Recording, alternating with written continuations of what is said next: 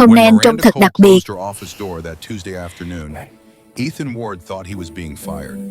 Instead, his CEO looked him in the eye and said 5 words that detonated his carefully controlled world. "I'm pregnant. The baby's yours." Almost 3 months ago, one unplanned night, now consequences neither of them saw coming. For a single father who'd already lost one woman he loved, this wasn't just complicated. It was impossible. But Ethan Ward didn't run from impossible. He'd learned long ago that some battles you face head-on even when the entire world is watching. The corner office on the 42nd floor had floor-to-ceiling windows that overlooked the Chicago skyline. Ethan stood in front of Miranda's desk, his portfolio tucked under one arm, mentally reviewing the quarterly reports he'd submitted that morning. The numbers were solid. His team had exceeded projections by 18%. There was no logical reason for this summons, which meant it was either very good news or catastrophically bad. Miranda didn't look up immediately. She was reading something on her tablet, her expression unreadable behind those designer frames she wore when she meant business. At 39, she commanded Vanguard Solutions with the kind of quiet authority that made men twice her age defer without question. Ethan had worked under her for 4 years, and he'd learned to read her moods by the set of her shoulders, the angle of her chin. Today, those shoulders were tense in a way he'd never seen before. "Close the door, Ethan." His hand found the handle, automatically pulling it shut with a soft click that seemed too loud in the suddenly airless room. Through the glass walls, he could see the rest of the executive floor continuing its usual rhythm. Assistants moving between cubicles, senior managers hunched over laptops, the familiar choreography of corporate efficiency. None of them could hear what happened in this room. Miranda had made sure of that when she'd had it soundproof 3 years ago. She finally looked up, and Ethan felt something cold settle in his chest. This wasn't her executive face, the one she wore in board meetings and contract negotiations. This was something else entirely, something human and uncertain, and completely unlike the woman who'd built a tech consulting empire from a garage startup. "Sit down." Ethan sat. The leather chair was expensive and ergonomic, designed for comfort during long strategy sessions. Right now, it felt like a witness stand. Miranda removed her glasses, setting them carefully on the desk between them. She folded her hands and unfolded them, picked up a pen, put it down. Ethan had seen her negotiate multi-million-dollar deals without a single wasted gesture. This hesitation was more alarming than any anger would have been. "I'm going to tell you something, and I need you to let me finish before you respond." "All right." She took a breath, held it, released it slowly. "I'm pregnant." The words hung in the air between them, solid as something you could touch. Ethan's mind went immediately to logistics, maternity leave, interim leadership, how this would affect the merger talks with the Seattle firm. It was a reflex, the way his brain always jumped to problem-solving mode when presented with new information. Then Miranda spoke again, and every logical thought evaporated. "The baby's yours." For a moment, just a heartbeat, Ethan thought he'd misheard. But Miranda's eyes held his, steady and unflinching, and he knew she'd said exactly what he thought she'd said. Denver, the industry conference.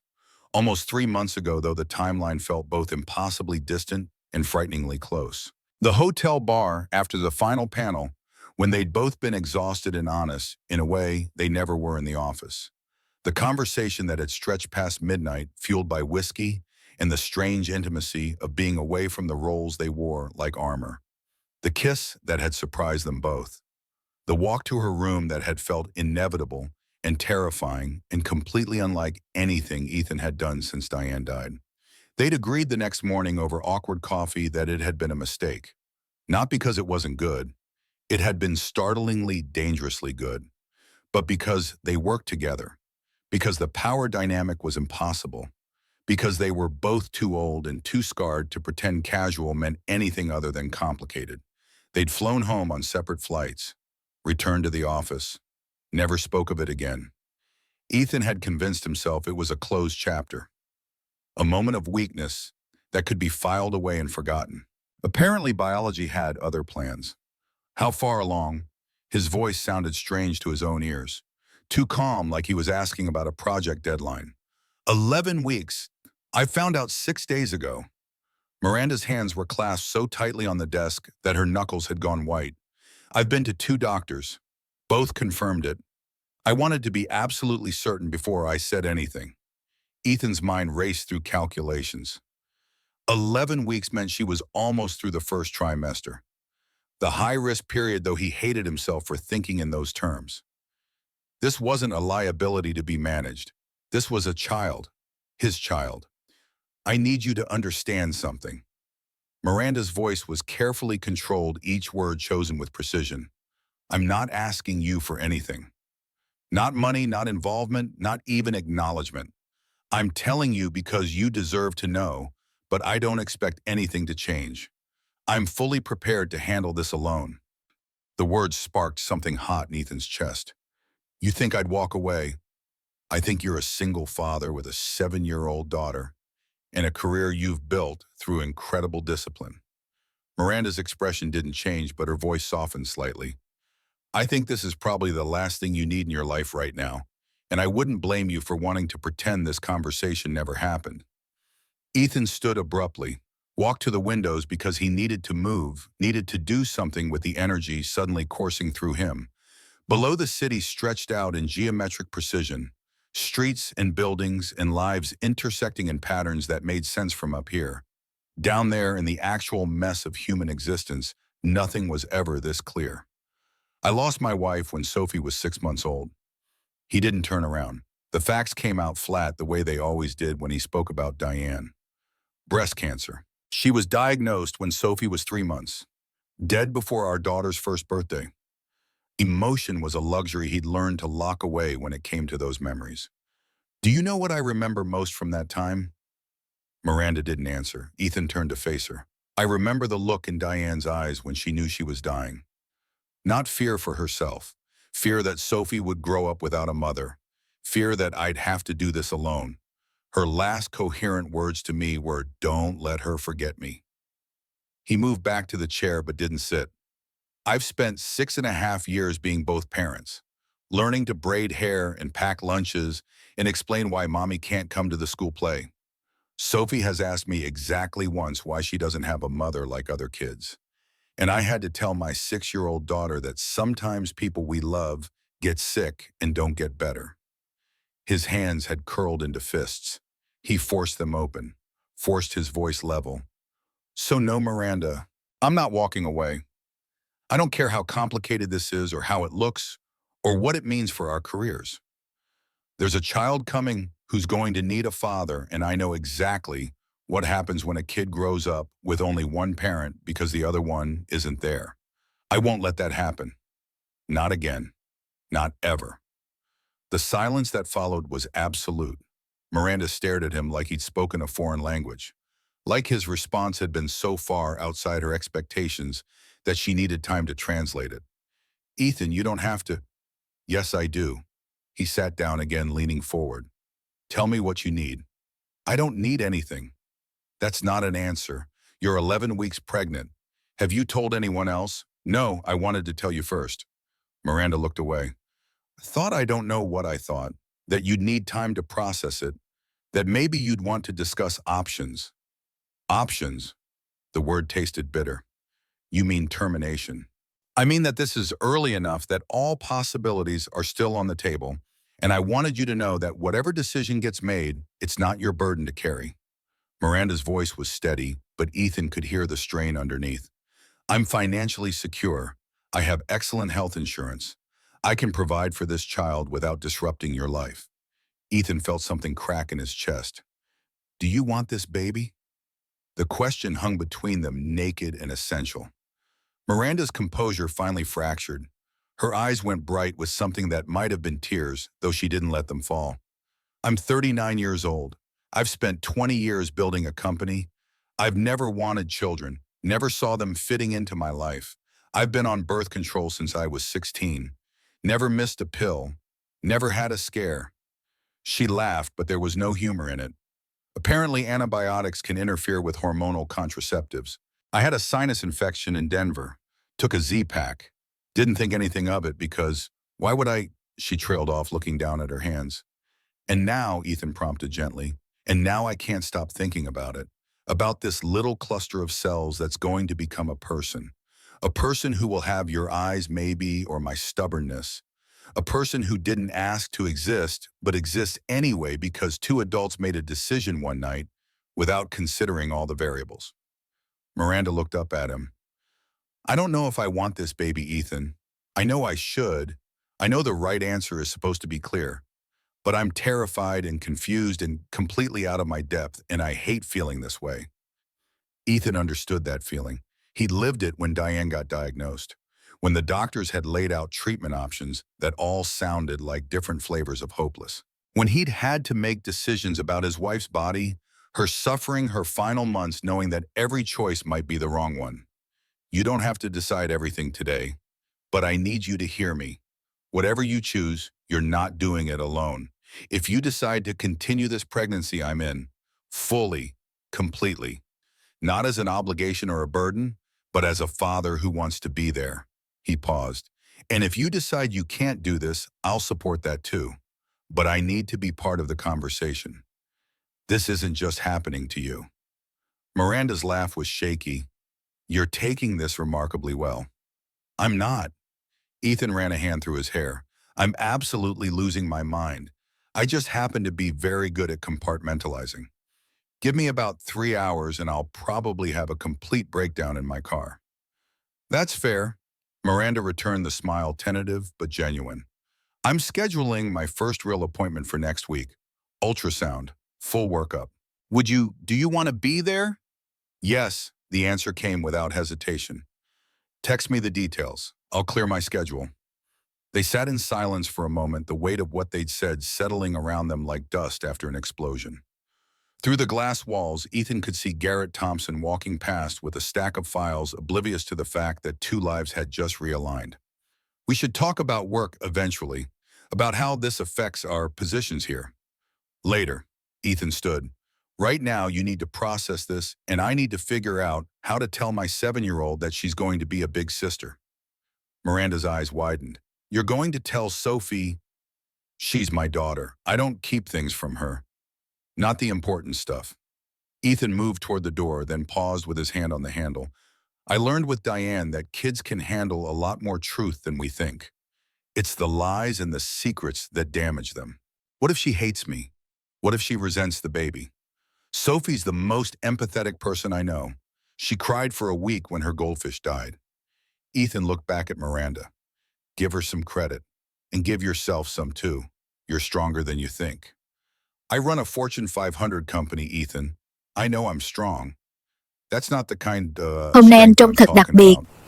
He left before she could respond. The playground at Sophie's school was mostly empty when Ethan arrived for pickup. He was early, deliberately so. He needed time to compose himself to figure out what he was going to say. Through the chain-link fence, he could see the second graders streaming out of the building, a chaotic river of backpacks and shouting. Sophie spotted him immediately. She always did. His daughter had an uncanny ability to find him in any crowd, some combination of hyper-awareness and love that never failed to make his chest ache. She waved, her blonde ponytail bouncing as she ran toward the gate. Dad, guess what happened in math today? Ethan caught her as she barreled into his legs, lifting her into a hug that she was probably getting too old for but hadn't outgrown yet. She smelled like pencil shavings and the strawberry shampoo she'd insisted on buying last week. What happened in math, sweetheart? Mr. Peterson let me explain fractions to the whole class because I got all the problems right, and he said I was a natural teacher. Can you be a teacher when you're also a scientist? Because I still want to study space, but maybe I could teach other people about space too. You can be anything you want as long as you work hard and stay curious. They walked to the car hand in hand. Sophie chattered about her day and the way she did when something good had happened. Ethan let her talk, using the familiar rhythm of her voice to steady himself. This was his life. School pickups and homework help and bedtime stories. Simple things that had somehow become sacred in the years since Diane died. Now he was about to complicate everything. He waited until they were home, until Sophie had hung up her backpack and washed her hands and was settled at the kitchen table with her afternoon snack, apple slices and peanut butter, carefully arranged the way she liked. Ethan sat across from her, watching her dip an apple slice with surgical precision. Bug, I need to talk to you about something important. Sophie looked up, instantly alert. At 7, she already had Diane's intuition. That ability to read the emotional temperature of a room and respond accordingly. Her eyes searched his face. Are you sick? No, honey. Nothing like that. Ethan reached across the table, covering her small hand with his. Do you remember a few months ago when I went to that conference in Denver? I was gone for 4 days. Sophie nodded slowly. You brought me back a snow globe. That's right. Well, while I was there, I spent time with Miss Cole. You remember her? She's my boss. You met her at the company picnic last summer. The lady with the pretty watch. Sophie's brow furrowed. Did something bad happen? No, not bad, just unexpected. Ethan took a breath. This was harder than he'd anticipated, and he'd anticipated it being nearly impossible. Miss Cole and I became very close friends during that trip, and now she's going to have a baby. The baby is going to be my child, which means it's going to be your little brother or sister. He watched his daughter process this. Her face cycled through confusion, surprise, and something that might have been calculation. Sophie was frighteningly smart for her age, capable of making connections that sometimes startled him. But instead of excitement, her face went very still. Is Miss Cole going to be my new mom? No, sweetheart. Miss Cole and I aren't married. We're not even dating. But we're going to work together to take care of this baby the same way I take care of you. Sophie set down her apple slice. When she looked up, her eyes were filling with tears. Will the baby live with us? Will I have to share my room? The questions came out small and careful, each one weighted with fear Ethan hadn't anticipated. We'll figure that out, Bug, and you'll be busy with the baby all the time like Amanda's parents were busy with her baby brother. Amanda said they forgot about her for weeks. The fear in her voice broke something in Ethan's chest. He came around the table, immediately kneeling beside her chair, so they were eye level. Sophie, listen to me. I will never, ever forget about you. You're my daughter, my first girl, the person who made me a father and taught me what real love means. Nothing, not a new baby, not Miss Cole, not anything in this entire world will ever change that. But you'll love the baby too. It wasn't quite a question. Yes, I will. And that's okay because love doesn't work like a pizza where you only have so many slices to give out. Ethan searched for the right words. Love is more like light. The more you share it, the brighter it gets. When this baby comes, I'm going to love them. But it won't take anything away from what I feel for you. Do you understand? Promise, I promise, with them. Ethan pulled her into his arms, feeling her small frame against his chest. You're always going to be my number one. And how about this? Every Saturday morning, you and I have special time, just us. No baby, no Miss Cole. Our tradition. We can go get pancakes, go to the park, visit the science museum, whatever you want. That's our time. Does that help? Sophie was quiet for a long moment, her face pressed against his shoulder. When she finally pulled back, she wiped her eyes with the back of her hand. Every Saturday, even when the baby is crying or Miss Cole needs help. Every Saturday, no matter what. You come first. You always will. She hugged him tighter. Okay? Deal. But then she asked, her voice very small, is Miss Cole scared about having the baby? The question surprised him. Why would you think that? Because when Amanda's mom had a baby last year, Amanda said her mom cried a lot before it came. She said having babies is scary even when you want them. Sophie tilted her head, studying him with those two wise eyes. Does Miss Cole want the baby? Ethan sat back on his heels, struck by his daughter's insight. Out of everything they'd discussed, Sophie had zeroed in on the one question that mattered most. I think she's figuring that out. Honestly, having a baby is a big change, and sometimes big changes are scary even for grown-ups. You should tell her it's going to be okay. You're really good at being a dad. You can help her learn. Something in Ethan's throat went tight. You're pretty amazing, you know that? Sophie grinned, some of her natural brightness returning. I know. Can I have more apple slices? Yes, you can. He got up, moving to the counter to cut more fruit. Behind him, Sophie had already returned to her snack, the crisis apparently resolved in her 7-year-old mind. If only adult problems were so easily solved.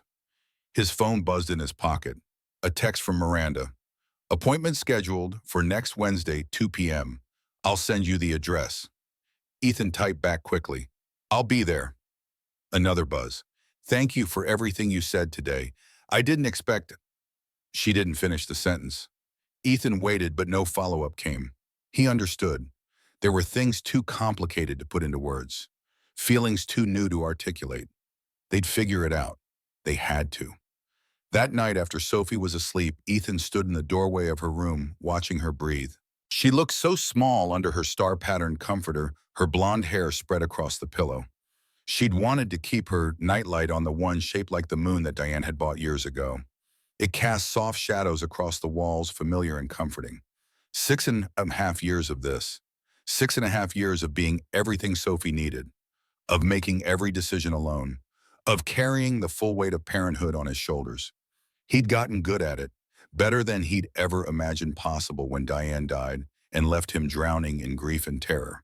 Now there would be another child, another set of midnight feedings and first words and skinned knees, another person depending on him to get it right. But this time he wouldn't be completely alone.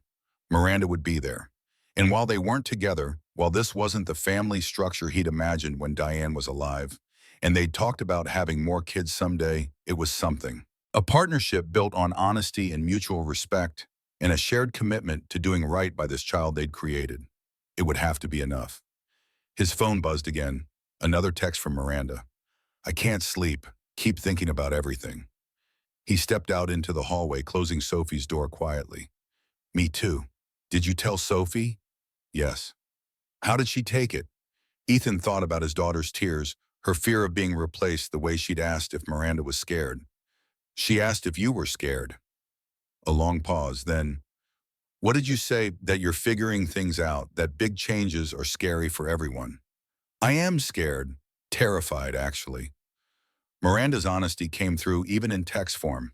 "I've run this company through 3 economic downturns and a hostile takeover attempt, and none of that was as frightening as seeing those 2 lines on the pregnancy test."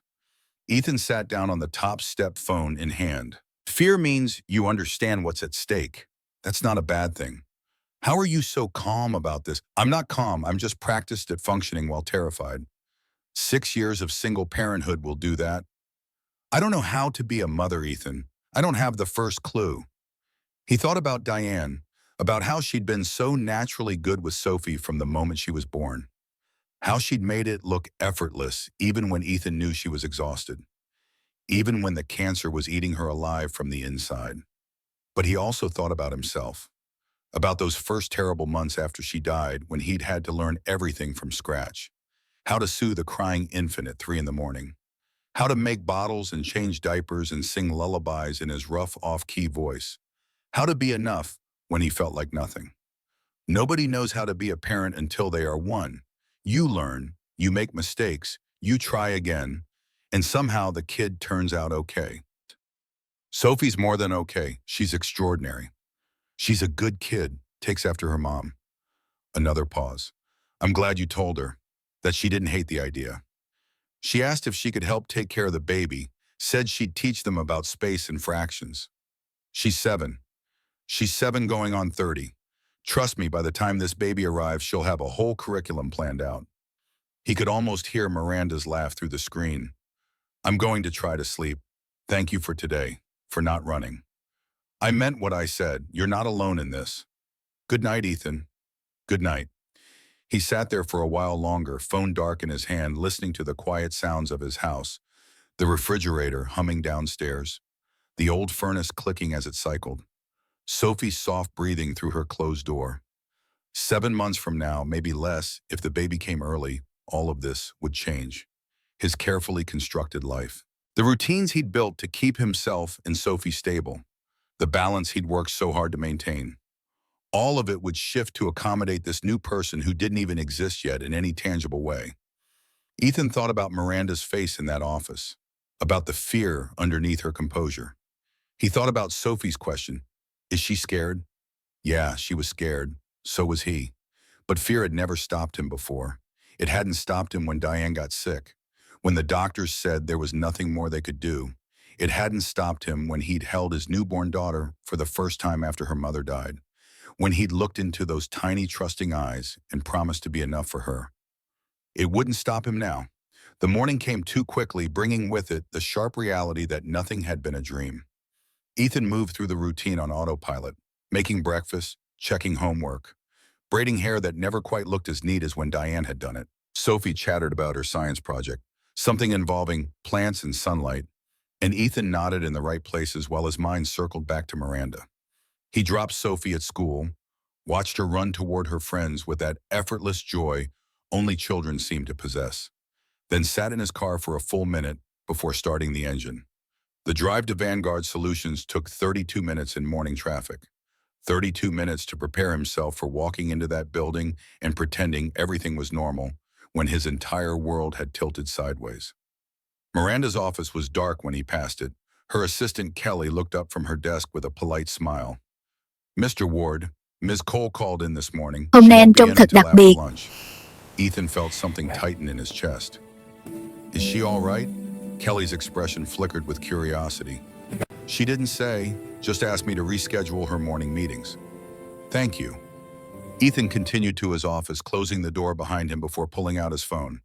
"Everything okay?" Miranda's response came 5 minutes later. "Morning sickness.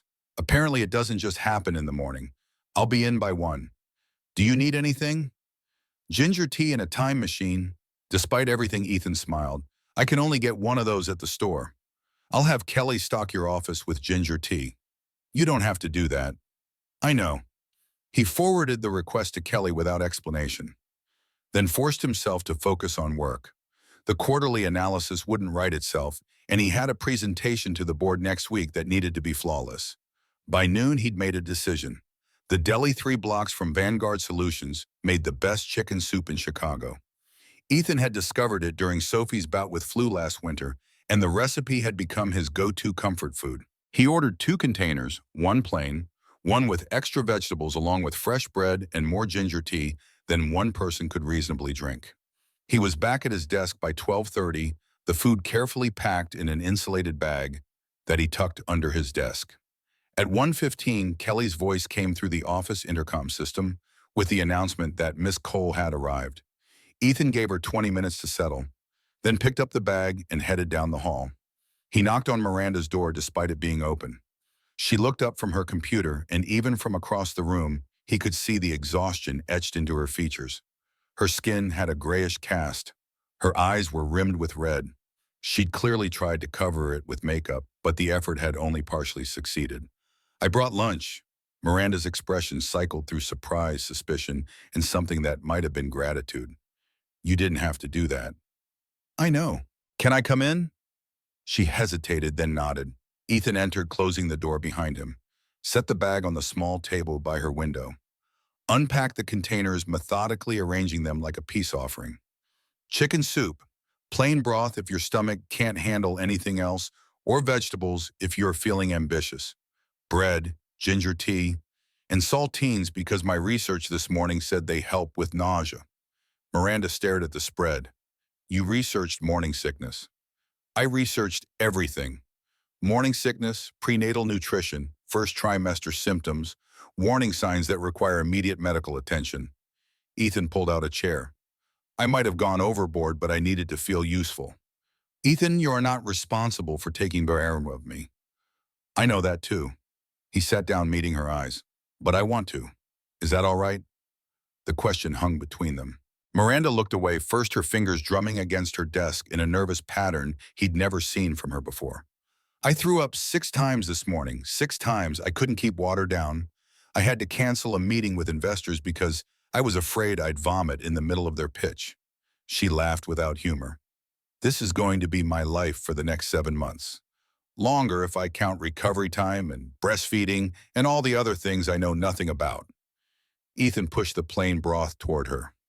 "Try this." Small sips. Miranda eyed it skeptically but picked up the spoon. The first sip went down carefully. She waited clearly, bracing for her stomach to rebel. When nothing happened, she took another. Sophie had colic for the first 3 months. She screamed for hours every night. Nothing helped. Not rocking, not music, not anything the pediatrician suggested. Ethan leaned back, letting the memory surface. "Diane and I took turns walking her around the apartment at 2 in the morning, both of us crying almost as hard as she was. Then one night I was so exhausted I couldn't even think straight, and I just started talking. Didn't matter what about. I told her about my day, about the weather, about the plot of whatever movie I'd seen last, and she stopped crying. He smiled at the memory. Turns out she just wanted to hear a voice. Miranda took another sip of soup. What's your point? My point is that everyone struggles with this. The pregnancy, the infant phase, all of it. Nobody knows what they're doing. You just figure it out as you go. He leaned forward. And you're not doing it alone. I meant that. We work together, Ethan. This is complicated enough without blurring professional boundaries. Then we set boundaries. Clear ones. Ethan counted on his fingers. At work, you're my boss. I'm your senior analyst. We're professional and appropriate. Outside of work, we're two people preparing for a child, co-parents. We communicate, we make decisions together, and we support each other. And if people find out, the question was inevitable. Ethan had spent half the night considering it. Then they find out. We're adults. We're not doing anything wrong. I'm your superior, Ethan. There are power dynamics to consider, HR policies, the fact that this could look like favoritism or worse. Miranda set down her spoon.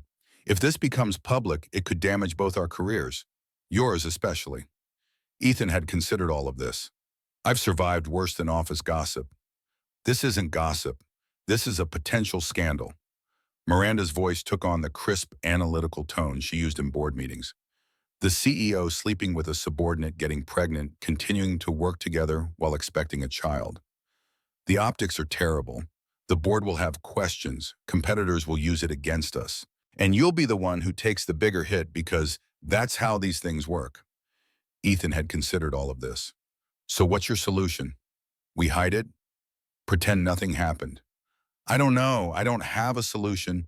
I'm just trying to think through all the variables. Miranda pressed her fingers to her temples.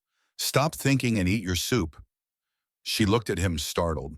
Then impossibly she laughed. A real laugh, not the bitter sound from earlier.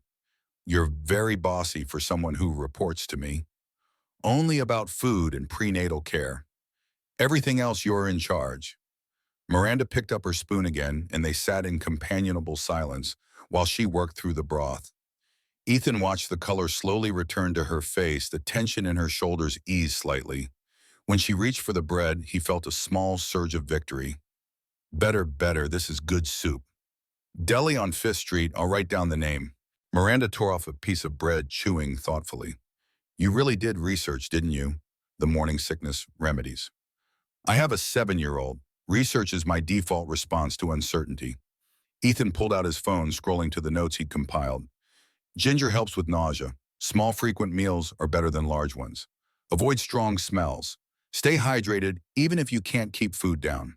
Vitamin B6 supplements can reduce symptoms, but check with your doctor first.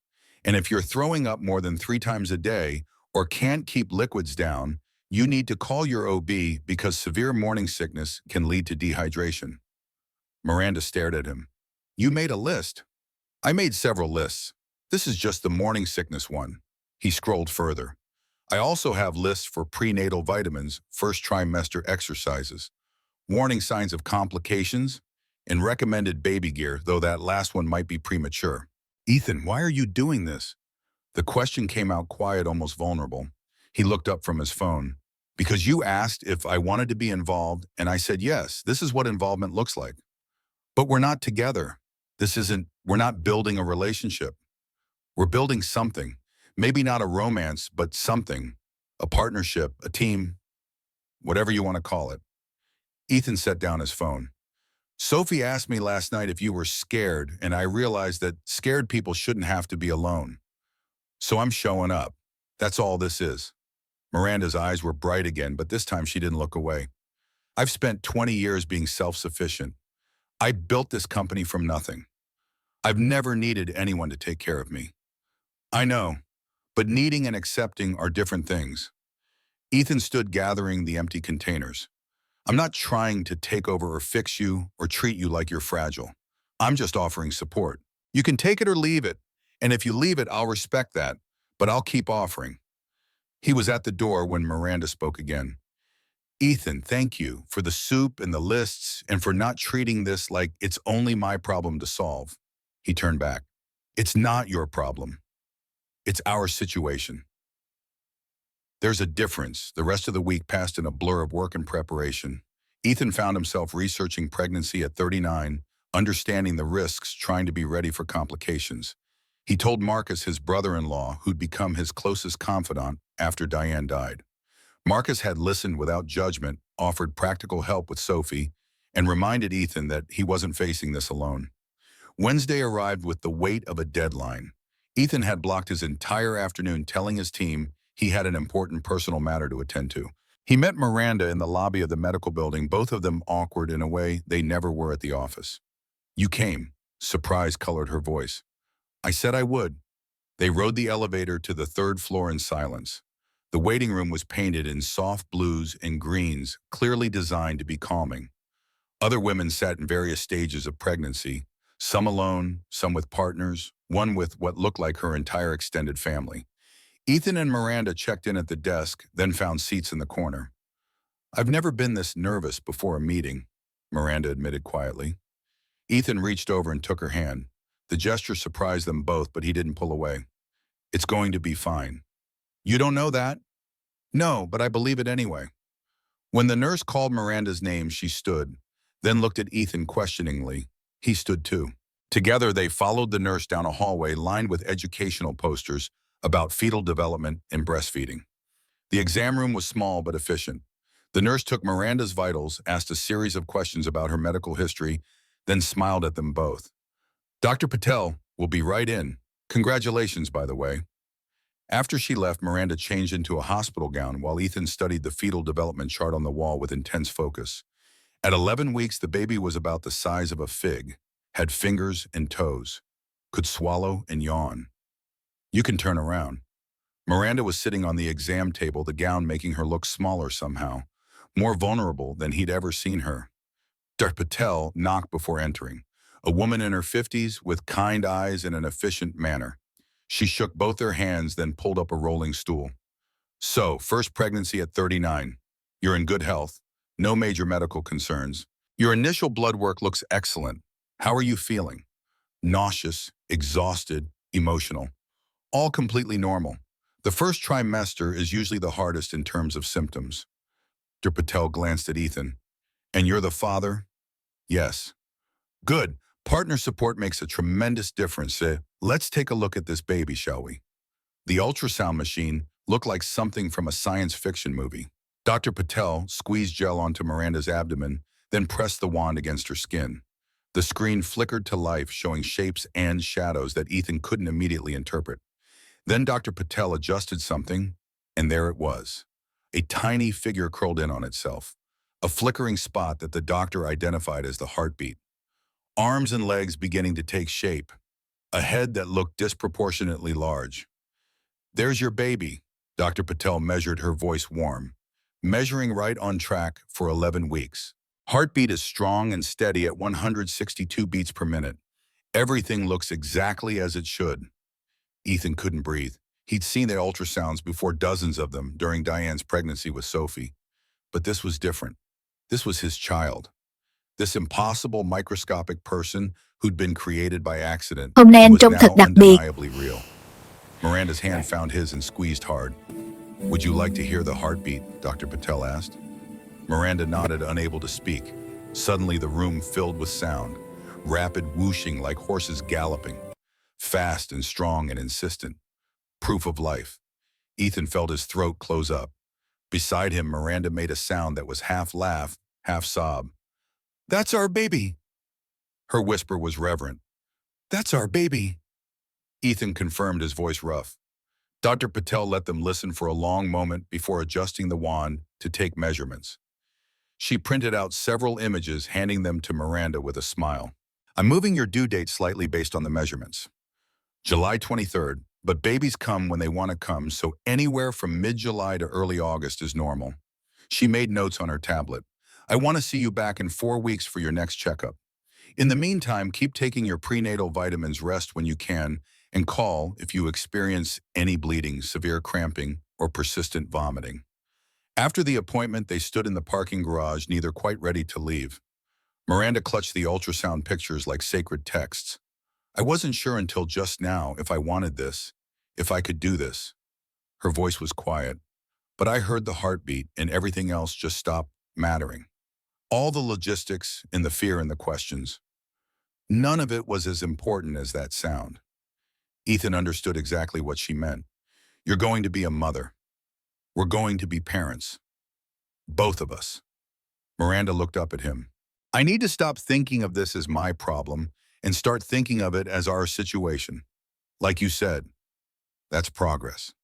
I'm terrified. Me too. They stood there as other people came and went, loading into cars, heading back to their lives.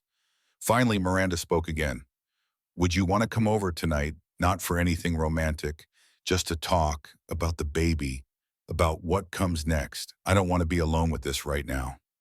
Ethan thought about Sophie, about the homework help she'd need, and the bedtime routine they'd established. But Marcus could handle it. Marcus had told him last week to call anytime he needed backup.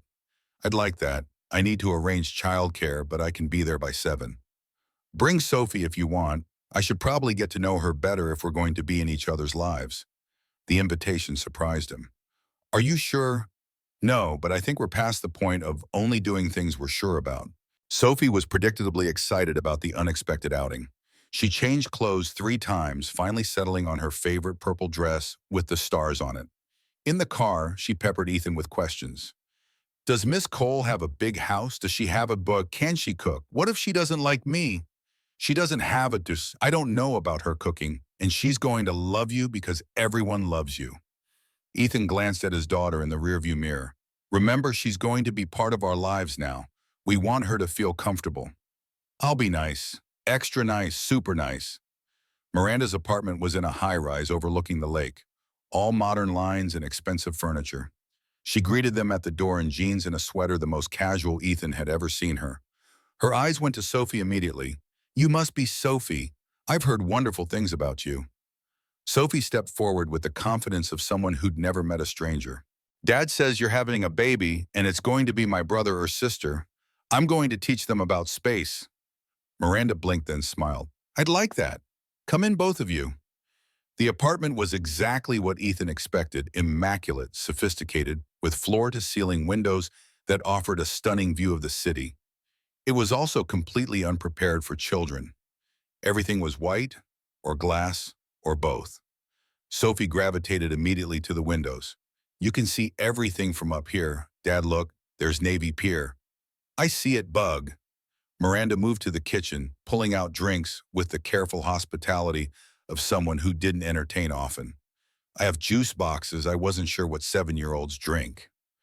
Juice boxes are perfect, Ethan assured her. They settled in the living room, Sophie on the floor, despite the pristine white couch examining the ultrasound pictures Miranda had laid out on the coffee table. That's the baby. Sophie traced the outline with one finger. It's so small. It'll get bigger. By the time it's born, it'll be about 20 inches long. Like my doll collection, I have 17 dolls. I could give some to the baby when it comes. Babies like dolls, right? I think so, though we don't know yet if it's a boy or girl. Boys can like dolls, too. My friend James has 3 baby dolls, and he takes really good care of them. He says when he grows up, he wants to be a dad like mine. Ethan felt his throat tighten again. Miranda glanced at him, something soft in her expression. They ordered pizza Sophie's choice and ate while Sophie entertained them with stories about school, her friends, her upcoming science project. Miranda listened with genuine interest, asking questions that showed she was actually paying attention. After dinner, Sophie settled on the couch with her tablet, while Ethan and Miranda moved to the kitchen under the pretense of cleaning up. She's amazing, Miranda said quietly, rinsing plates. You've done an incredible job with her. She makes it easy. She's naturally kind. Ethan dried a glass, setting it carefully in the rack. Thank you for inviting her. I know this wasn't easy. I needed to see it, what you do, how you parent. Miranda paused. I keep thinking I'm going to fail at this, that I'm going to be terrible at being a mother because I've spent my whole life focused on work instead of relationships. You're not going to fail. You're going to figure it out one day at a time, same as everyone else. From someone who makes it look easy.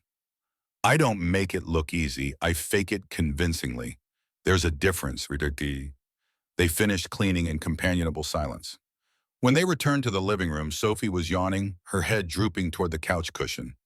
Ethan scooped her up, and she wrapped her arms around his neck automatically. At the door, Miranda touched his arm. "Thank you for coming, for bringing her. This helped more than you know." "Same time next week," Miranda smiled. "I'd like that." Driving home with Sophie asleep in the back seat, Ethan felt something shift inside him. This was real now. Not just an abstract concept or a problem to be solved, but an actual future taking shape. In 7 months, there would be another child, another person who depended on him, another life to protect and nurture and love. But this time, he wouldn't be completely alone. Miranda would be there, imperfect and scared and figuring things out just like he was, but there. And somehow that made all the difference. The following weeks fell into a rhythm. Ethan and Miranda navigated the strange territory between colleagues and co-parents. He'd bring her lunch when she worked through the nausea. She'd text him ultrasound updates and questions about Sophie's preferences. Sophie warmed gradually, asking more questions about the baby, offering drawings of what their nursery should look like. Then came week 13 late on a Thursday afternoon. Ethan was in a strategy meeting when his phone vibrated. Once, then again, then continuously. Through the glass conference room wall, he saw Garrett Thompson appear in the doorway. Garrett's face was pale. Ethan excused himself. "It's bad." Garrett pulled up his phone. The headline made Ethan's stomach drop. Vanguard CEO's secret pregnancy with subordinate leadership crisis. The article detailed everything. The pregnancy, Ethan being the father, the power dynamic, anonymous sources, clearly Phillips questioning Miranda's judgment. By the time Ethan reached his office, his phone was exploding with notifications. He ignored all of them and called Miranda. She answered immediately. "You saw?" Her voice was hollow. "I saw. Are you okay?" "My career is over, Ethan. 20 years. Gone because It's not over. We fight this." "How Phillips leaked it. The damage is done. Stock's already dropping." Her laugh was bitter. "You should distance yourself. Protect Sophie. Protect your career. I won't drag you down." Ethan stared at the ultrasound picture taped to his monitor. Their daughter. Grace. Worth fighting for. "Too late. I already made my choice." His voice steadied. "And I choose you. I choose us. I choose this." Miranda was silent for a long beat. "The question is, what do you choose?" When she finally spoke, her voice was stronger. "I choose to fight. Together. Together." Ethan hung up and opened his laptop. If Phillips wanted war, he'd get it. But on Ethan's terms, with data, with truth, with everything he had. The investor presentation was scheduled for Tuesday at 10, 4 days after the scandal broke. 40 investors packed the conference room, plus 6 board members who'd flown in specifically for this quarterly review. Phillips sat in the back row, his presence like a waiting predator. The weekend had been brutal. Stock down 12%, clients calling with concerns, media outlets requesting comment. Ethan had worked through it all, pulling data-building arguments, preparing for whatever came next. Miranda had spent the weekend on bed rest doctor's orders after the stress-triggered spotting. She was cleared to present via video, but barely. Week 14 of the pregnancy now. Miranda's blazer concealed the slight curve of her abdomen in the video feed, though everyone in that room knew what was underneath. Ethan was there in person as part of the analytics team, his role to present the data behind Miranda's strategic vision. They'd rehearsed twice via video call, their professional dynamics seamless despite everything happening beneath the surface. Miranda was halfway through slide 12 when Ethan saw it happen. Her voice, steady and authoritative, as always, faltered mid-sentence. "As you can see from our Southeast market analysis, projected ROI exceeds conservative estimates by 18%, which positions us to..." Her hand went to her stomach through the video feed, a gesture so quick most people probably missed it. Ethan didn't. "Which positions us to expand our client base significantly over the next fiscal." Her face went pale on the screen, sheet white in the span of a heartbeat. Garrett, monitoring the feed, leaned forward. "Miranda, are you?" "I'm fine, just a momentary..." Then she looked down and her expression crumbled into something Ethan had never seen before. Pure, undiluted terror. "There's blood, I have to." The feed cut out. The room erupted. Investors talking over each other. board members demanding answers, Phillips standing already formulating his next move. Ethan was on his phone before anyone else reacted. Marcus, I need you at Miranda's apartment now. Call 911 if she needs it. I'm on my way. He looked at Garrett. Take over. I'm leaving. Ethan, you can't just watch me. The drive to Miranda's high-rise took 17 minutes that felt like hours. Ethan found Marcus already there, the paramedics loading Miranda onto a stretcher. She was conscious but shaking her hand, gripping the rails. The female paramedic intercepted Ethan. Sir, are you family? I'm the father of her baby. The admission was automatic, public, irreversible. She's bleeding, possible placental issue. We need to get her to Northwestern immediately. In the ambulance, Miranda's hand found his. The baby, is going to be fine. You're both going to be fine. He said it with more confidence than he felt. Northwestern Memorial's emergency room was becoming too familiar. They took Miranda immediately, Dr. Martinez appearing within minutes. The diagnosis came 47 minutes later, subchorionic hematoma. Collection of blood between the uterine wall and the gestational sac. Baby's heartbeat strong, but Miranda at high risk. Complete bed rest, absolute. No work, minimal activity, constant monitoring. Dr. Martinez was firm. If you don't comply, we're looking at potential miscarriage. Hôm nay anh trông thật đặc Miranda's biệt. face crumbled. I can't run a company from bed. Then you don't run it for a while. Your choice, career or baby. The doctor's bluntness was intentional. Choose. In the recovery room, Ethan sat beside Miranda's bed while she stared at the ceiling. Phillips wins. The board will force me out.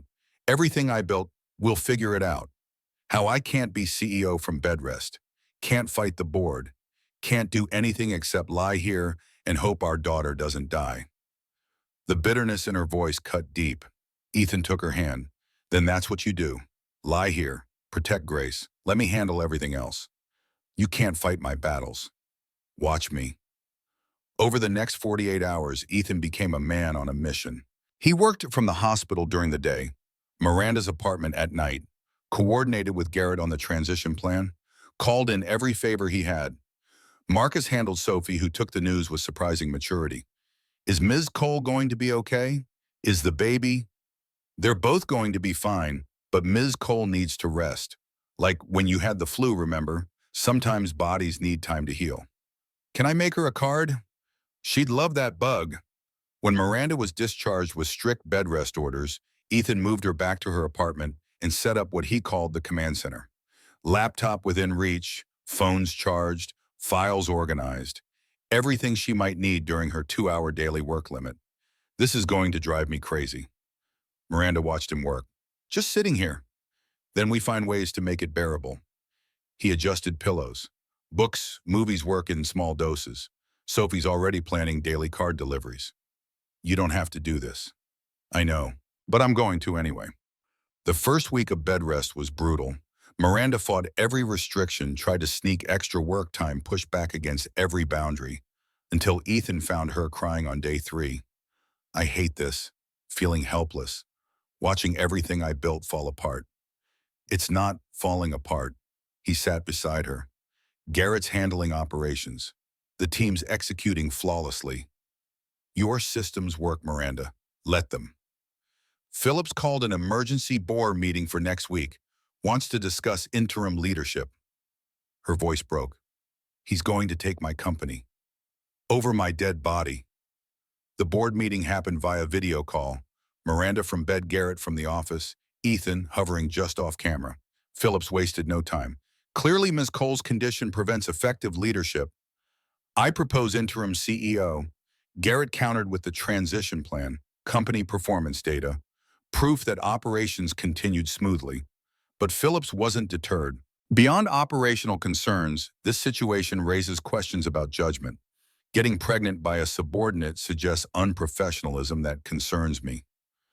Before Miranda could respond, Ethan stepped into camera view. This is Ethan Ward. I'd like to address that. Phillips's eyes narrowed. Mr. Ward, this is a board meeting. That just became about me, so I'm speaking. Ethan's voice was level. What happened between Ms. Cole and me is personal. But since you've made it relevant, we're two adults who made a choice. Her pregnancy doesn't diminish her capability any more than my being a father diminishes mine. He leaned into the camera. If this board judges her fitness to lead based on personal life rather than 20 years of success, the problem isn't with her judgment. It's with yours. Kathleen Morrison spoke up. Mr. Ward makes a valid point. Miranda's track record speaks for itself. I move we accept the transition plan and table this discussion. The vote was close, 6-4, but it passed. Phillips's parting words were ominous. If performance slips even slightly, we revisit this. After the call, Miranda stared at Ethan. You just told off my board. They deserved it. Ethan, you could lose your job. Let them try. He sat beside her. I'm tired of watching people treat you like you're less capable because you're pregnant. You're still the smartest person in every room. Miranda was crying again, but differently this time. No one's ever defended me like that. Get used to it. The days blurred into weeks. Week 15 became 16. 16 became 18. The bed rest stretched on, and with it something unexpected grew between them. Small intimacies built in the spaces between doctor's appointments and conference calls. Ethan learned Miranda's coffee preferences. Miranda learned about Ethan's terrible poker face. They talked late into the night about things that mattered and things that didn't. Sophie began staying over some nights, transforming the pristine apartment. Her drawings covered the refrigerator. Her laughter filled the spaces. Her presence made everything feel more like home. But Sophie also struggled. Week 18 brought a call from her school. Grades dropping, fight during recess, withdrawn behavior. Ethan sat Sophie down that evening, just the two of them. Talk to me, Bug. What's going on? Sophie picked at a loose thread on her jeans. Nothing. Sophie. His voice was gentle but firm. The words burst out like they'd been held under pressure. I'm scared you'll have a new family and forget about me. The baby will have both parents. I only have you. And Miss Cole is rich and they won't need us. And you'll love them more because they're new and I'm just me. The fear in her voice broke something in Ethan's chest. He pulled her into his lap. Oh, sweetheart, you are not just anything. You're my daughter, my first girl, the person who made me a father. He waited until her tear-streaked face lifted. Nothing will ever change that. Not a new baby, not Miranda, not anything. How about this? Every Saturday morning, you and I have special time. Just us, our tradition, no matter what. Every Saturday, even when the baby is crying, even then, you come first. You always will. She hugged him tighter. Okay, deal. But that conversation stayed with Ethan. He mentioned it to Marcus, who suggested family counseling. Not because something's wrong, because transitions are hard and professionals can help. Ethan took the advice, found a child psychologist, started taking Sophie once a week. The change was gradual but noticeable. Sophie began talking more openly, started asking questions about the baby with genuine curiosity, and slowly she began warming to Miranda. Week 20 brought the anatomy scan. Dr. Patel confirmed what they'd suspected, a girl. Sophie, allowed to attend, squealed with delight. A sister, hi baby Grace. I'm going to teach you so many things. She pressed close to the ultrasound screen, face glowing.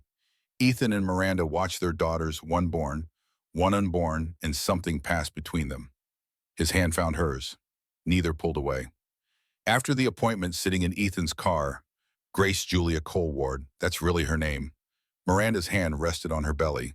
If you're still okay with it. I love it. I love that she carries pieces of both our histories. That night, after Sophie was asleep, Ethan stayed later than usual. They sat on opposite ends of the couch, comfortable, distance maintained for weeks. Miranda broke the silence. Can I ask you something personal? Sure. What was Diane like? You talk about what happened, but never really about who she was. Ethan considered how much to share. Diane was sunlight. She lit up every room, made friends everywhere, could talk to anyone and make them feel special. He smiled at the memories. She was also stubborn as hell. When she wanted something, she was relentless. That's how we ended up together. She wore me down with persistence and charm. She sounds amazing. She was, but she wasn't perfect either. She was impulsive, made decisions based on emotion rather than logic. Drove me crazy sometimes. His voice softened. We balanced each other. I was too serious. She lived in the moment. Together we worked. Do you still miss her? Every day, but differently now. Back then it was raw, consuming grief. Now it's more like he searched for words. Like missing a limb that was amputated. You adjust, function, but you never stop noticing it's gone. I'm sorry, that must have been incredibly hard. It was, but it taught me what matters. Ethan looked at her directly. Before Diane got sick, I was obsessed with career advancement. 60-hour weeks, missed family dinners. Then she was diagnosed, and suddenly none of that mattered. All those hours chasing promotions instead of being present, I'd have given anything to get them back. Is that why you're so insistent about me staying on bed rest? Partly, but also because I've learned some battles aren't worth fighting if they cost you what really matters. He shifted to face her. Phillips and the board, they're temporary. Grace is forever. Your health is forever. The company will still be there in 3 months. Miranda looked at her belly. I've spent my entire adult life building Vanguard. It's been my identity. The idea of losing it feels like losing myself. You're not losing yourself. You're expanding who you are. Adding mother to CEO, not replacing one with the other. What if I can't do both? The vulnerability was raw. Ethan thought about all the juggling, the constant guilt of never doing either role perfectly. You probably can't do both perfectly. I haven't. There are days I'm a mediocre analyst because I was up all night with a sick kid. Days I'm a distracted father because I'm worried about work. He leaned closer. But Sophie's happy and I haven't been fired. So apparently mediocre is good enough. You're not mediocre at anything. Thank you. But my point is, you don't have to be perfect. You just have to show up and try to. They fell into comfortable silence. Ethan found himself noticing details. The way Miranda's hair fell across her shoulder, the curve of her smile when she looked at her belly, the warmth in her eyes when she talked about Grace. He was in dangerous territory. Miranda spoke first. I keep thinking about what you said, about Diane, about getting those hours back. She looked at him. I don't want to waste time either. This pregnancy, Grace, it's made me realize how much of my life I've spent chasing things that don't actually matter. Her hand found his. You and Sophie and Grace. Figuring out how to make this work. Learning to be something other than just a CEO. Learning to let someone in. Ethan's heart rate picked up. I'm glad you're letting me in. Week 22 passed, 23. The baby moved more frequently, strong kicks that Miranda would grab his hand to feel. They'd sit like that, his palm on her belly, feeling their daughter announce her presence. The attraction grew undeniable. Small touches, glances that lasted too long, conversations stretching late, but neither crossed the line. Until week 25. It was a Wednesday evening. Sophie was at Marcus's house for a sleepover. Just Ethan and Miranda. They'd spent the day working through Garrett's latest reports, bickering over strategy in a way that felt almost flirtatious. Now they were on the couch, closer than usual, sharing takeout from containers balanced between them. Miranda set down her fork. Ethan, I need to tell you something. Her voice was quiet. He turned to face her fully. What is it? I've been thinking about us, about what we're building, and I realized something. She took a breath. Somewhere between the ultrasounds and the bed rest and Sophie's drawings on my refrigerator, this stopped being just co-parenting. It became about us. Her eyes found his. I care about you, not just as Grace's father or my employee or my support system, as you, as the man who researches morning sickness remedies and defends me to boards and shows up every single day without asking for anything in return. Ethan's chest tightened. Miranda, I'm scared to death of this, of feeling this way, of needing someone after spending 20 years Hôm nay not anh trông needing thật đặc anyone. biệt. Tears were streaming down her face now. But I can't keep pretending it's not happening. I can't keep acting like you're just here, out of obligation, when every time you walk in that door, my whole world gets brighter. She cupped his face in her hands. I'm falling in love with you, Ethan Ward, and I don't know what to do about it. For a moment, Ethan couldn't speak, couldn't breathe. Then the words came. You stop being scared. You let it happen. He leaned his forehead against hers. Because I'm falling too. Have been for weeks, maybe months. I kept telling myself it was just the situation, just the baby bringing us together. But it's not. He pulled back just enough to look into her eyes. It's you, your strength and your vulnerability, and the way you let Sophie teach you about fractions. The way you fight for what matters and admit when you are scared. You. He kissed her then, not gentle or tentative, desperate and certain and full of everything they'd been holding back. When they broke apart, both were crying. This is terrifying. Miranda's voice shook. I know, but we're doing it anyway. He kissed her again, together. Grace kicked between them as if offering her approval. They laughed, foreheads pressed together, and Ethan thought that despite everything, the scandal, the board battles, the uncertainty, he'd never been more certain of anything. This, Miranda and Sophie and Grace and him, this was worth fighting for. This was worth everything. They spent the rest of the evening tangled together on the couch talking about the future, about what came after bed rest, about living arrangements and custody, and how to build a family from their strange circumstances. Around midnight, Miranda yawned. I should sleep. Dr. Martinez would kill me for staying up this late. Then sleep. Ethan stood offering his hand. I'll stay until you're settled. In her bedroom, he helped her get comfortable, adjusted pillows, made sure water was within reach, checked that her phone was charged. You don't have to leave, you know. Miranda's voice was quiet. You could stay, just to sleep. I'd feel better with you here. Ethan hesitated, then nodded. He climbed in beside her, careful not to jostle her. Miranda settled against his chest, one hand on her belly, where Grace was moving. This is nice, her voice was already drowsy. Having you here, feeling her move, knowing we're all safe. Get some rest. He kissed the top of her head. I'm not going anywhere. She fell asleep within minutes, her breathing evening out. Ethan lay awake longer, feeling the weight and warmth of her against him, feeling Grace kick occasionally beneath Miranda's skin. His family, chosen and accidental and completely real. Whatever came next, board meetings or complications or public judgment, they'd face it together. That was the only truth that mattered. Morning came too soon, but gentler than usual. Ethan woke to find Miranda already awake, watching him with soft eyes. Good morning. Good morning, she smiled. This is nice, waking up like this. It is. His phone buzzed. A text from Garrett. Board wants update call this afternoon. Kathleen's leading, should be supportive. Ethan showed Miranda the message. Ready to face them again. With you, yes. She took his hand. With you, I can face anything. The call that afternoon was mercifully brief. Kathleen reported that company performance remained strong, client retention high, employee morale actually improving. The transition plan is working, Miranda. Take the time you need. We've got this.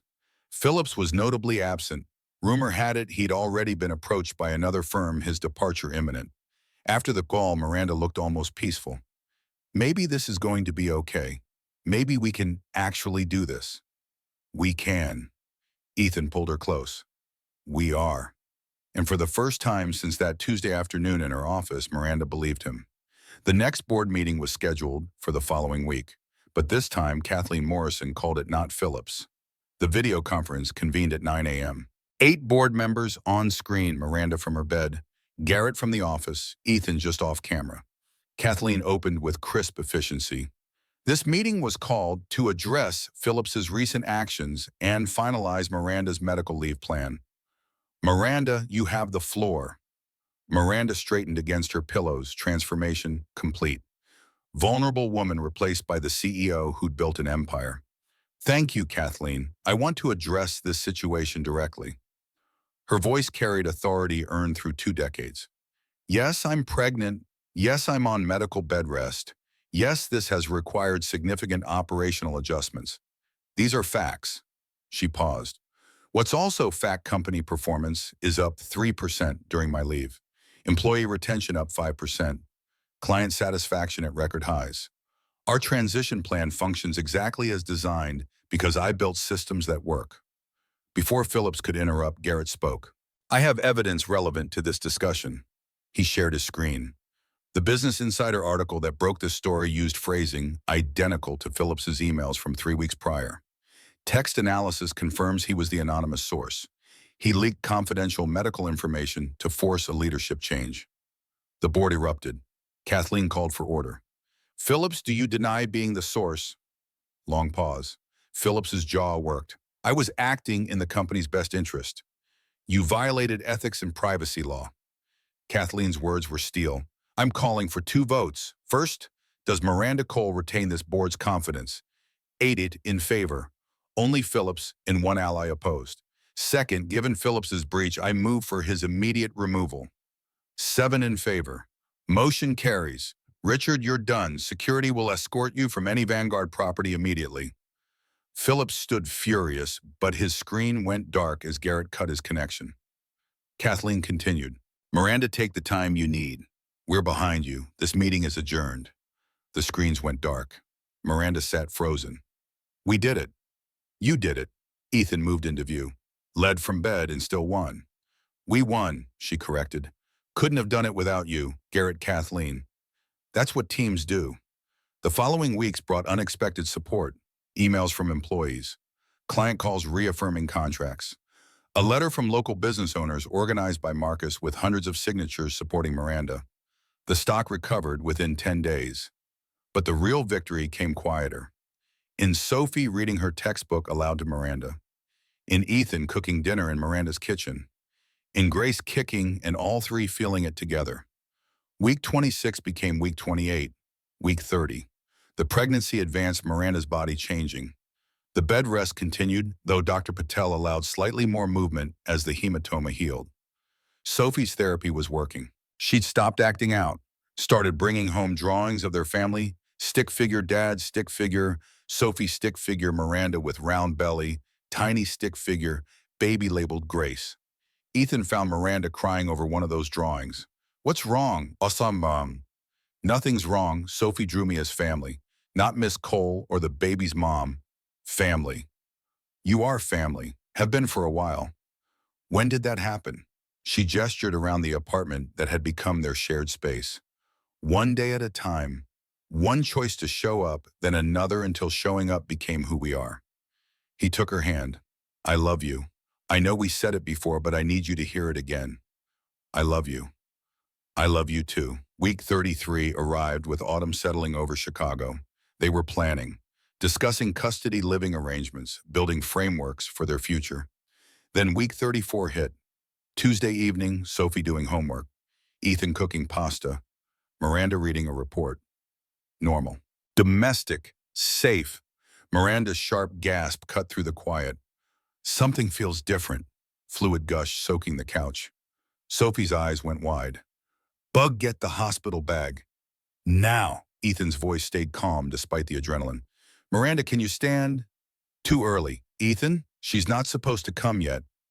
A contraction hit visible in how Miranda's entire body tensed. Ethan was already calling 911, giving the address, explaining 34 weeks high-risk water broken. Sophie appeared with the bag, pale but composed. Should I call Marcus? Yes, he'll meet us at the hospital. You'll go with him. He knelt beside Miranda. 34 weeks is viable. Grace is going to be okay. You can't promise? Sophie was 36 weeks. She's perfect. Grace is a fighter. Another contraction. Miranda cried out. Sophie stood by the door looking younger than 7, terrified. Ethan met his daughter's eyes. Bug baby Grace is coming early. It's scary, but the doctors know what to do. Everything's going to be okay. I promise we're together, all of us, no matter what. The ambulance arrived in 6 minutes. In the ambulance, Miranda grabbed Ethan's shirt. If something goes wrong, if you have to choose, you save Grace. Promise me. Her desperation carved into him. I won't have to. Promise. He looked at this woman he loved, facing her worst fear. I promise. The words tasted like ash. Northwestern Memorial's emergency entrance was too familiar. Dr. Martinez met them in labor and delivery. Babies in distress, heart rate dropping with contractions. Emergency C-section. I need consent. No, I wanted natural. Miranda's protest was weak. Things changed. Your daughter needs out now. Dr. Martinez was gentle but firm. I need your consent, Miranda. Miranda looked at Ethan, terror naked. I'm scared. I know, me too. But we're together, remember. Together. She turned to Dr. Martinez. Do it. Operating room. Blue curtain. Ethan at Miranda's head, her hand gripping his. Talk to me. Distract me. Her voice shook. Sophie wants to paint Grace's nursery with glow-in-the-dark stars. She's researching constellations Orion Cassiopeia. Our daughter's going to grow up thinking space is everything. Our daughters, plural. Sophie's ours too now. Yeah, she is. A thin cry cut through the room. That sound. Impossible, beautiful, terrifying. It's a girl, 4 pounds, 2 ounces, small but fierce. De Martinez's warmth was evident. A nurse brought a tiny bundle, red-faced, wrinkled, screaming. Grace's fists waved in indignation. They placed her on Miranda's chest briefly. Grace's eyes opened, unfocused but searching. Found Miranda's face. Hi, baby. Hi, Grace. We've been waiting. Miranda's voice broke. I love you so much. Too soon, the nurse took Grace to NICU for assessment. Ethan watched their daughter wheeled away, still crying, still fighting. Did you mean it? Miranda's exhausted voice. About loving me. Every word. Good, because I love you too. Had to say it again. Now when it matters most. He kissed her gently. You rest. I'll check on Grace. The NICU was familiar from Sophie's early arrival. Same hushed beeping, same fluorescent lights, same surreal feeling. Grace lay in an isolette under warming lights. So impossibly small. Dr. Sarah Bennett approached. Your daughter's breathing on her own excellent for 34 weeks, but her lungs aren't fully developed. She'll need oxygen support and monitoring.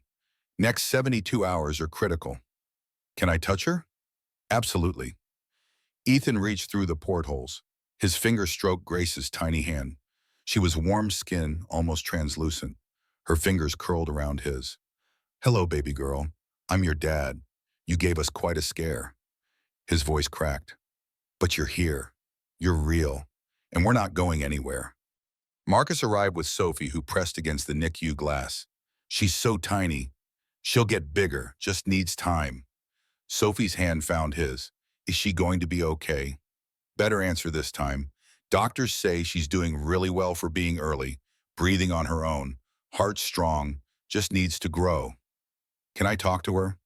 Absolutely. Sophie leaned close. Hi, Grace. It's Sophie, your big sister.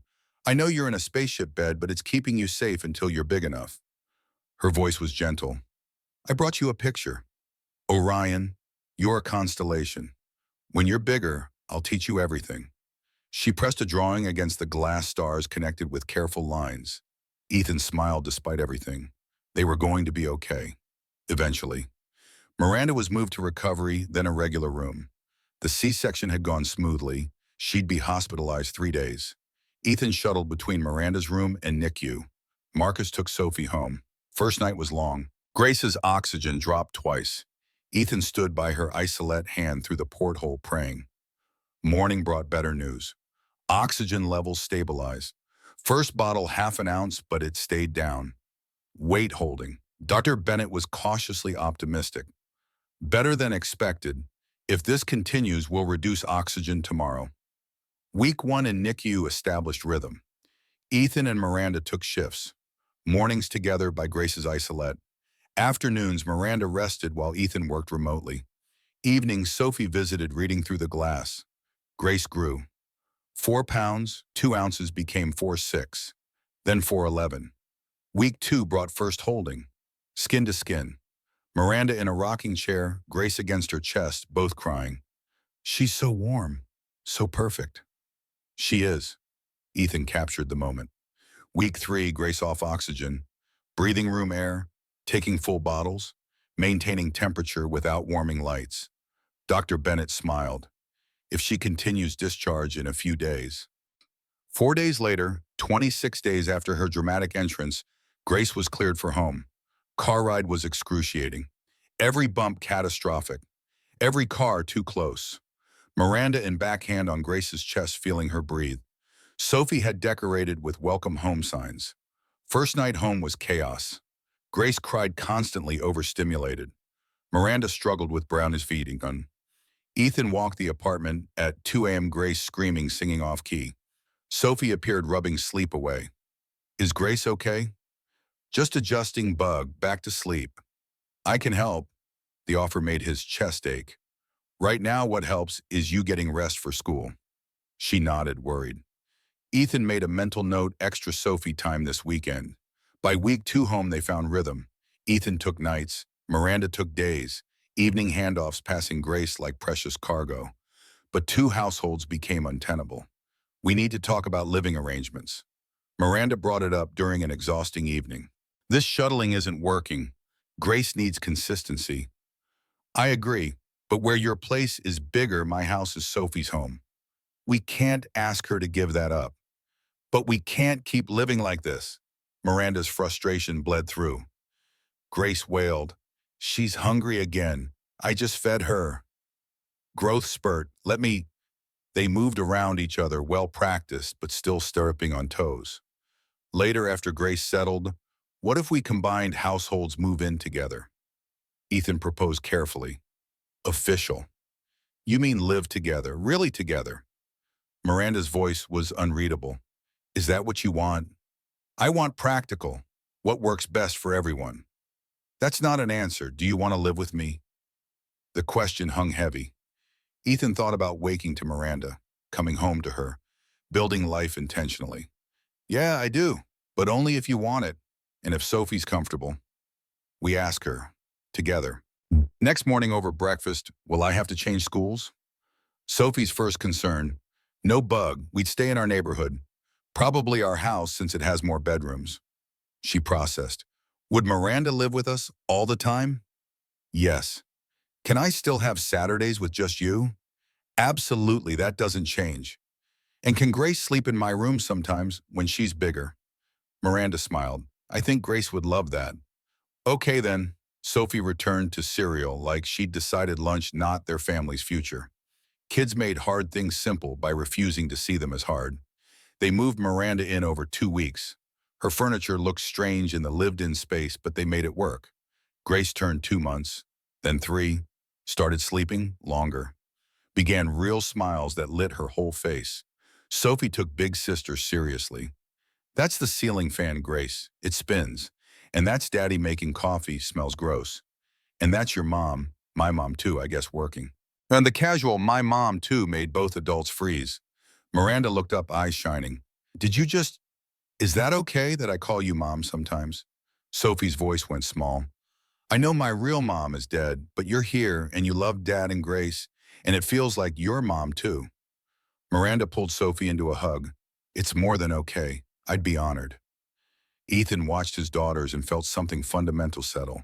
This was family, not what he'd planned with Diane, not what Miranda had avoided, but theirs, built from crisis and choice and daily showing up. Work stabilized. Miranda returned part-time at 3 months, mostly from home. Board supportive, Garrett handling operations, Kathleen mentoring weekly. Phillips was gone. Company thrived. Sophie's 8th birthday arrived in November. Backyard party. Marcus and kids, Sophie's friends, neighbors who'd become family. Grace attended in purple dress, sleeping in her carrier. Sophie blew out candles. Later cleaning up, you know what I wished for? She climbed into Ethan's lap. Wishes are secret. This one isn't. I wished we could stay like this forever, all of us together, happy. She looked at him. Is that a good wish? Best wish I've ever heard, Bug. That night, both girls asleep, Ethan found Miranda on the back porch. She'd wrapped in a blanket against November chill. He sat beside her. Sophie wished for forever today. I heard, Miranda smiled. Think we can give her that? I think we can try. Ethan pulled a small box from his pocket. Miranda saw it, and her breath caught. I know we said take things slow, figure out co-parenting before us. He opened the box, simple diamond ring. But we've been living together 3 months, raising 2 daughters, building a life, and I don't want to wait to make it official. He took her hand. Miranda Cole, you're the most stubborn, brilliant, terrifying woman I've met. You challenge me, surprise me, make me want to be better every day. I love you. I love our family. I love the life we're building. His voice steadied. Will you marry me? Miranda was crying, laughing, nodding. Yes, of course, yes. She cupped his face. I love you. I love this life. I love that we found each other in the mess and made something beautiful. They kissed, a promise of all promises they'd made and would keep making together. 6 months after Grace's birth, Vanguard held its annual meeting. Miranda stood at the podium, Garrett nearby with Grace in his arms. This past year brought significant changes. I became a mother, restructured work-life balance, tested whether this company could thrive with a CEO who prioritized family. Next slide. Results speak: revenue up 22%, employee retention highest in industry, client satisfaction 94%. Applause. But more important, we proved leadership doesn't require sacrificing humanity. Strength includes vulnerability. Family and career aren't enemies, but partners. She gestured to Garrett. Today I'm announcing Garrett Thompson's promotion to co-CEO, sharing leadership. Not because I can't handle it alone, but because sharing makes us stronger. Genuine applause. Later, Miranda's office. Grace asleep in carrier. Sophie at company daycare, Miranda's initiative. Proud of you. Ethan pulled her close. Couldn't have done it without you. Literally, you saved me from myself. We saved each other. That's partnership. Grace stirred, making wake-soon sounds. They both moved automatically. Ethan lifted their daughter. She settled against his shoulder with a sigh. You know what I realize? This story doesn't have an ending. It's just beginning. Every day is a new choice to show up, to love, to build this. He looked at Miranda over Grace's head. And I choose it. Every single day. So do I. She kissed him softly. They walked out together, heading home to where Sophie waited. To dinner and homework and bath time and all the mundane, beautiful chaos. Not the family either had imagined, but the one they'd built through crisis and choice and daily showing up. Their family. Chosen, built, real. And every morning they'd wake and choose it again. Together. Come what may.